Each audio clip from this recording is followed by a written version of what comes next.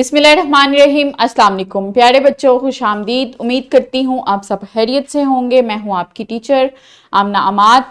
जैसा कि आप जानते हैं, हम बाब नंबर 5 पढ़ रहे हैं, मुसलमान जनूबी एशिया में 1526 से 1857 ईस्वी तक मुगलिया सल्तनत के बारे में हम इस बाब में पढ़ रहे हैं।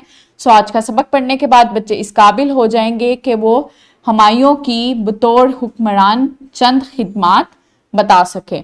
पिछले सबक में हमने बाबर के बारे में पढ़ा था, ज़हीरुद्दीन बाबर जो मुगलिया सल्तनत का बानी था।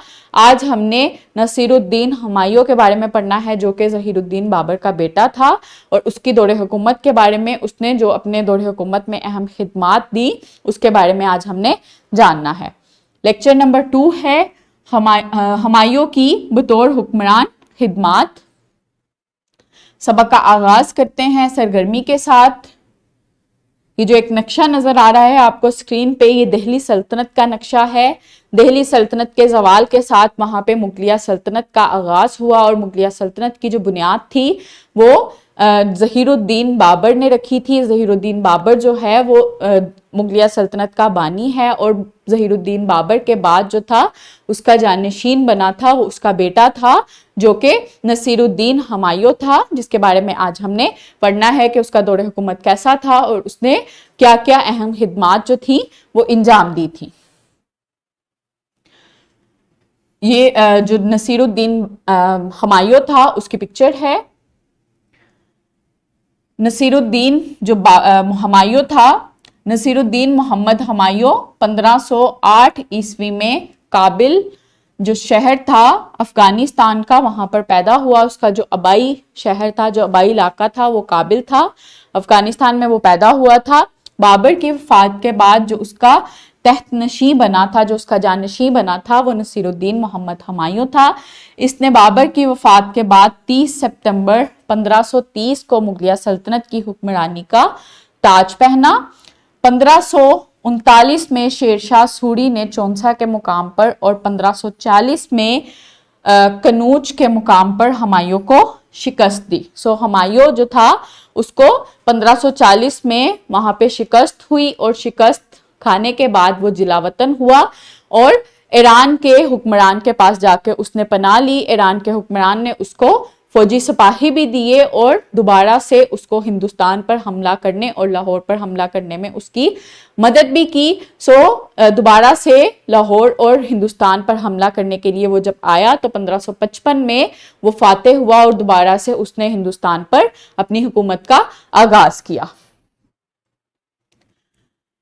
हुमायूं की खिदमात क्या थी? हुमायूं ने अपने दौरे हुकूमत में बहुत सी मुश्किलात का सामना करने के बावजूद कुछ अहम खिदमात सरंजाम दी थी। हुमायूं सबसे अहम काम, जो उसका अहम काम था मुगलिया सल्तनत में, वो मुगलिया सल्तनत की तोसीह थी। उसने मुगलिया सल्तनत को वसअत दी थी। उसने मालवा, गुजरात और बंगाल जैसे अहम इलाकों पर कामयाबी से कब्जा कर लिया था और उनको फतह करके अपनी सल्तनत को तोसीह दी थी, जिसने हिंदुस्तान में मुगलिया ताकत और असर-ओ-रसूख को मजबूत करने में मदद दी। इसने फारिस और सल्तनत उस्मानिया समेत दीगर ममालिक के साथ सफारती ताल्लुकात भी कायम किए। हुमायूं को फनून और फन तमीर में दिलचस्पी के लिए भी जाना जाता है। वो अदब और शायरी का दिलदादा था। इसके पास किताबों का वसी ज़हीरा था। इसने अपने दौरे हुकूमत में बहुत से फनकारों और उलमाओं की हौसला अफजाई की और बहुत सी खूबसूरत इमारतों की तमीर करवाई, जिनमें दिल्ली का पुराना किला और दीन पनाह का शहर सरे फहरिस्त है। हुमायूं की जो अहम खिदमात थी वो क्या थी?